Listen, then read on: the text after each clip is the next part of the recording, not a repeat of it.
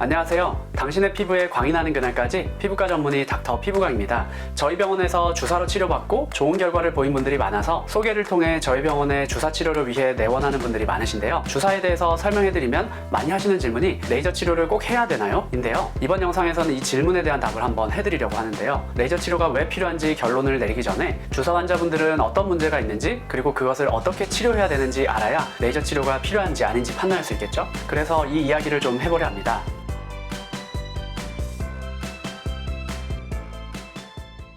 레이저 치료가 왜 필요한지 결론을 내리기 전에 주사 환자분들은 어떤 문제가 있는지 그리고 그것을 어떻게 치료해야 되는지 알아야 레이저 치료가 필요한지 아닌지 판단할 수 있겠죠? 우선 주사라는 병에 대해서 간단히 소개해 드릴게요. 원인은 면역 이상이나 신경 혈관 조절 이상 등 여러 가지 설이 제기되어 있지만 아직 명확하게 밝혀져 있지 않고요. 악화 인자들은 자외선 노출, 더위, 추위 등 온도 변화, 심한 운동, 감정적 스트레스, 바람, 건조, 매운 음식, 자극이 되는 스킨케어 등이 알려져 있어요. 이런 악화인자가 피부에 작용하게 되면 우리 피부에서는 염증이 올라가면서 새로운 혈관을 만들어내요. 그래서 피부의 깊은 층에는 굵은 혈관들이 있는 게 정상인데 얕은 층에는 원래 굵은 혈관들이 잘 없고 아주 얇은 혈관들이 소수 있거든요. 그런데 주사 환자분들은 피부를 따라서 염증 신호가 올라가고 우리 피부는 염증이 있는 곳으로 피를 많이 보내기 때문에 피부의 얕은 층에 있는 혈관들에도 피가 많이 몰리니까 혈관이 점차 넓어지고요. 이걸 전문 용어로 혈관 확장이라고 합니다. 그리고 또 길이 막히니까 길을 넓히면서 또 새로운 길도 만들어야 되겠죠. 그래서 피부의 얕은 층에도 새로운 이상한 혈관이 계속해서 생기게 됩니다. 깊은 층에 있는 굵은 혈관들은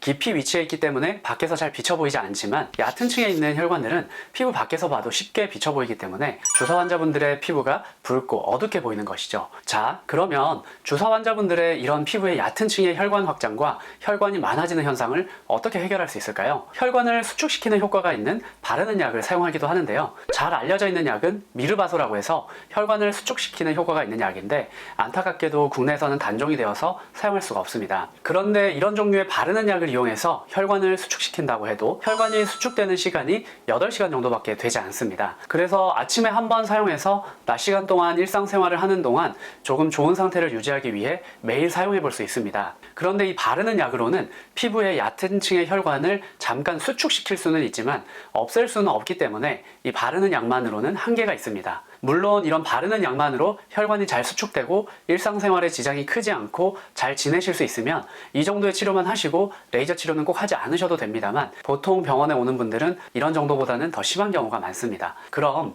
바르는 약 말고 다른 방법이 있을까요? 안타깝게도 혈관을 없앨 수 있는 방법은 바르는 약도 먹는 약도 가능한 방법이 없습니다. 그래서 이런 경우에 저는 V빔 레이저를 이용해서 피부 표면에 굵어지고 많아진 혈관을 줄여서 치료하는데요. 이 레이저의 파장이 혈관 속의 적혈구에 흡수가 되면서 혈관 속의 혈구들을 응고시켜서 꼭 우리 선지처럼 피떡을 형성해서 혈관을 막히게 하는 거예요. 그래서 얕은 층의 혈관이 줄어드는 거죠. 실제로 확대해서 사진을 찍어서 확인해보면 치료 전에 이렇게 혈액이 잘 통하던 혈관이 치료 직후에 이렇게 막혀있고 1시간이 지난 후에도 그대로 막혀있는 것을 확인할 수 있습니다. 이렇게 해서 피부 표면에 불필요하게 많아진 혈관들을 줄여나가면서 점차 주사 피부염의 붉은 것을 완화하게 됩니다. 그래서 여기까지 정리를 해보면 주사 환자분들은 피부 표면에 혈관이 굵어지고 많아지기 때문에 붉게 보이고 이것을 바르는 약이나 먹는 약으로 제거할 수 없기 때문에 바르는 약이나 먹는 약의 효과로는 만족이 안 되는 분들은 레이저 치료를 받으시는 것이 좋습니다. 그 외에 레이저 치료가 필요한 분들로는 또 붉어지고 혈관이 확장되는 타입 말고 주사 환자분들 중에 코나 나비존이 침범되면서 모공이 넓어지고 울퉁불퉁해지는 이런 타입이 있는데요.